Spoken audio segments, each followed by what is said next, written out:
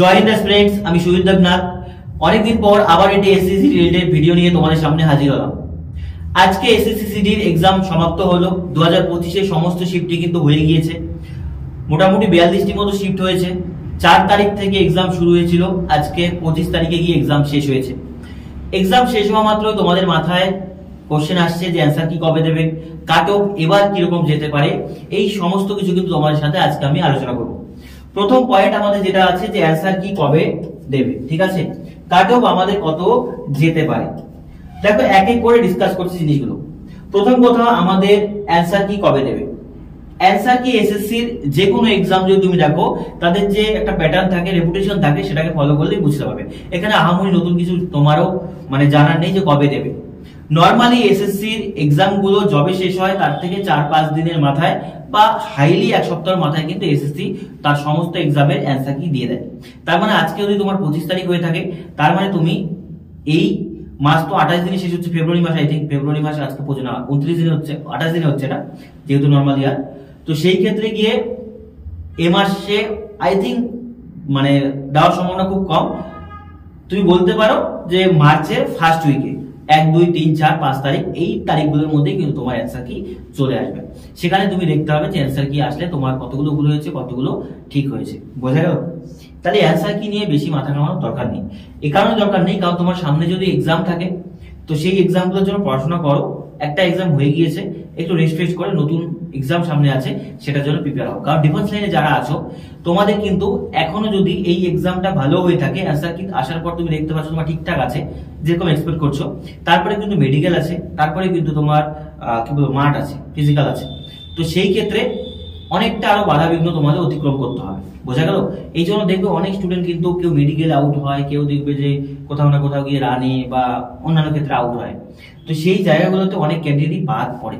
তো তোমাদের আমি বলবো, যারা ডিফেন্স লাইনে আছো, তারা একটার পর একটা প্রিপারেশন করে যাও যতদিন পর্যন্ত সাকসেস পুরোপুরি না আসছে। বোঝা গেল ব্যাপারটা?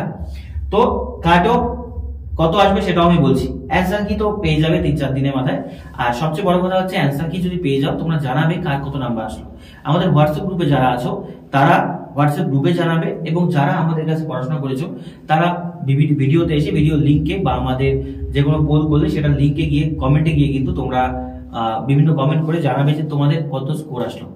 আমাদের এখানে পড়াশোনা করে তোমরা কতটা উপকৃত হলে সেটাও কিন্তু তোমাদের জানাবে, ঠিক আছে?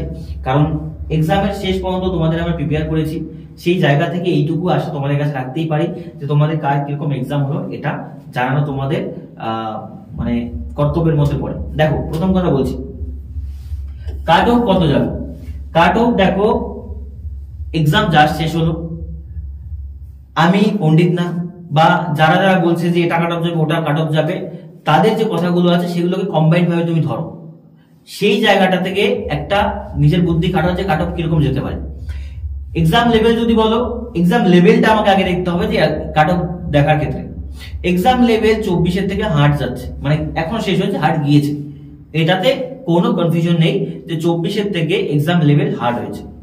তো সোজা বাংলা ভাষায় এখানে জাদুমন্ত্র কিছু নেই, যে এক্সাম যেহেতু 24-এর থেকে হার্ড গিয়েছে, আবার 22-23 যে আছে সেটার মতনও কিন্তু অতটা কঠিন যায়নি, ঠিক মিড রেঞ্জে কোথাও এটা বলছে বেশিরভাগ ক্ষেত্রে। যাদের হার্ড শিফটে ছিল তারা বলছে যে 22-23-এর মতোই হার্ড এসছে, আর যাদের একটু ইজি শিফটে ছিল তারা বলছে 24-এর থেকে কিছুটা হার্ড এসছে।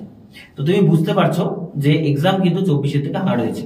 সেই ক্ষেত্রে কাট অফ 24-এর থেকে কম যাবে, এটা তুমি ধরে নিতে পারো। এখানে আশ্চর্য হওয়ার কিছু নেই। যদি কাট অফ অ্যান্সার কি আসার পর দেখতে হবে, কাট অফ যদি খুব বেশিও যায়, 24-এর কাট অফ ক্রস করবে না, ঠিক আছে? এটা তুমি ধরে নিয়ে চলতে পারো। এবার কথা হচ্ছে যে দেখবে কাট অফ কত যাবে, এটা যাবে ওটা যাবে, এটা নিয়ে অনেক ধরনের ভিডিও এখন চলছে, এগুলো তো সময় নষ্ট করো না। এক্সাম দিয়েছো, এক্সাম দেওয়ার পর অন্যান্য এক্সাম থাকলে প্রিপেয়ার হও, বা তোমার সামনে রেলওয়ে এক্সাম হতে পারে, বা তোমার সামনে আরপিএফ এক্সাম থাকতে পারে, সেগুলোর জন্য তুমি প্রিপেয়ার আস্তে আস্তে হতে থাকো। এটা বুদ্ধিমানের কাজ, বুঝতে পারলে? আর যেহেতু তুমি এক্সাম দিয়েছো, কাট অফ সম্বন্ধে তোমার ওয়াকিবল তুমি থাকবে, তুমি এক্সাম হলে গিয়েছো, সেটা ফেস করেছো। সবচেয়ে বড় কথা কি বলতো, এখানে দাঁড়িয়ে এক্সাম থেকে বেরোনোর পর, এক্সাম হল থেকে বেরোনোর পর আমার মনে হয় 70টা করেছে, 65টা করেছে, 60টা করেছে, সব ঠিক হবে। এক্সাম আমার ভালো গিয়েছে। টোটোতে বাসে উঠে বাস স্ট্যান্ড পর্যন্ত যেতে আসতে দেখবে 4-5টা ডিসকাস করতে করতে ভুল চলে আসে, বাড়ি এসে দেখা যায় 8-10টা 12টা ভুল হয়ে গেছে। অ্যান্সার কি বেরোনোর পর এই 8-10টা 15টা 20 দিকে পৌঁছে যায়। বোঝা গেল? এটা আমার নিজের অভিজ্ঞতা থেকে বলছি, স্টুডেন্টদের কাছ থেকে শুনে বুঝতে পারি ব্যাপারটা যে তারা কি বলতে চাচ্ছে। যারা বলে যে এক্সাম ঠিকঠাক গিয়েছে তাদেরও 5-7টা ভুল হয়, যারা বলে যে এক্সাম একটু খারাপ গিয়েছে তাদেরও বেশি ভুল হয়। এটা স্বাভাবিক, এটা নর্মাল, এটা হবেই। তো সেই জন্য যারা বলছে যে এক্সাম ইজি আসছে, এক্সাম মডারেট গিয়েছে, এক্সাম হার্ড আসছে, সবারই কোথাও না কোথাও ভুল হবে। ভুল হওয়ার পর কমবে, এটা কিন্তু বাড়বে না। তো কাট অফ বেশি যাবে না, এটা নিয়ে চিন্তার কোনো কারণ নেই। অনেকে ভাবছো যে আমি রান ফান করবো কি করবো না, তাদের জন্য বলছি দেখো মাঠে তোমার প্রত্যেকদিন গিয়ে তুমি মোটামুটি টাইম আছে, এখন রেজাল্ট দেওয়ার পরে অনেক টাইম পাবে। তো সেই ক্ষেত্রে এখন থেকে তুমি প্র্যাকটিস করতে পারো, কোনো চাপ নেই। 2 দিন প্র্যাকটিস করলে, 3 দিন প্র্যাকটিস করলে, 10 দিন করলে অ্যান্সার কি আসলে বুঝেই তো যাবে। আর তার থেকে বড় কথা হচ্ছে মাঠে গিয়ে শরীরচর্চা করছে, এখানে তোমার তো নেগেটিভ কিছু নেই, লস তো কিছু নেই, যা আসবে সব গেইন হবে। বডি ভালো থাকবে, মাইন্ড ভালো থাকবে, এর থেকে কি আছে বলো? ঠিক আছে, অন্যান্য সামনে আরপিএফ থাকবে, এটা ওটা যা আছে, ডাব্লিউপি এক্সাম আছে, সেটা ক্ষেত্রে তোমার কাজে লেগে যাবে। বুঝা গেল? তো এগুলোতে বেশি কান দিও না, এখন কাট অফ কমই যাবে, কোনো আশ্চর্য হওয়ার কারণ নেই। কারণ যারা স্টুডেন্ট পরীক্ষা দিচ্ছে, আমাদের অফলাইন বলো অনলাইন বলো, তোমরা অনেকে জানিয়েছো, হোয়াটসঅ্যাপ গ্রুপে জানিয়েছো যে এক্সাম কিরকম যাচ্ছে। তো সেই রিভিউর ওপর ভিত্তি করে এটা আমার মানে বলতে পারি যে কাট অফ কিন্তু 24-এ কমই যাবে। ঠিক আছে, এখানে আশ্চর্য হওয়ার কিছু নেই। যদি খুব বেশি যায় তাহলে 24-এর কাট অফ টাচ করতে পারে, যদি খুব বেশি হয় বাই চান্স মানে এক্সট্রা ট্রেনিং কিছু হয়ে গেল, ঠিক আছে, সেই ক্ষেত্রে সেটা নিয়ে মানে কোনো কনফিউশন আমার মনে থাকা দরকার। আর যাদের মাঠফাট করবে সেখানে এখন থেকে প্রিপেয়ার হতে থাকো, কোনো চাপ নেই।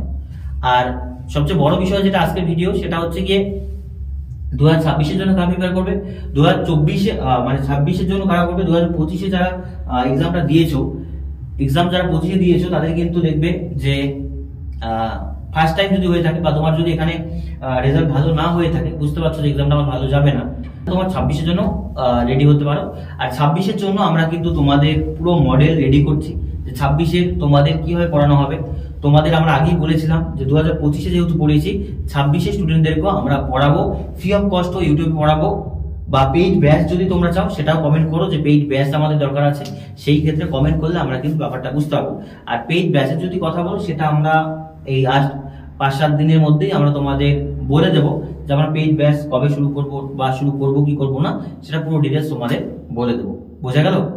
আর সর্বোপরি বলছি দেখো যে এক্সাম যেহেতু শেষ হয়ে গেল, এখন কিন্তু আশ্চর্য হওয়ার কিছু নেই, অ্যান্সার কি চলে আসবে সেটা নিয়ে বেশি মাথা ঘামানোর দরকার নেই। আর তোমাদের আমাদের এসএসসি জিডি চ্যানেলে তোমরা কোন ধরনের ক্লাস ইদানিং চাচ্ছ সেটা কমেন্টে অবশ্যই জানাবে। আজকের ভিডিওটির মেইন যেটা লাস্ট পয়েন্ট, তোমরা অবশ্যই কমেন্টে জানাও, কমেন্ট করে জানাও যে আমাদের কোন ধরনের ক্লাস তোমরা চাচ্ছ।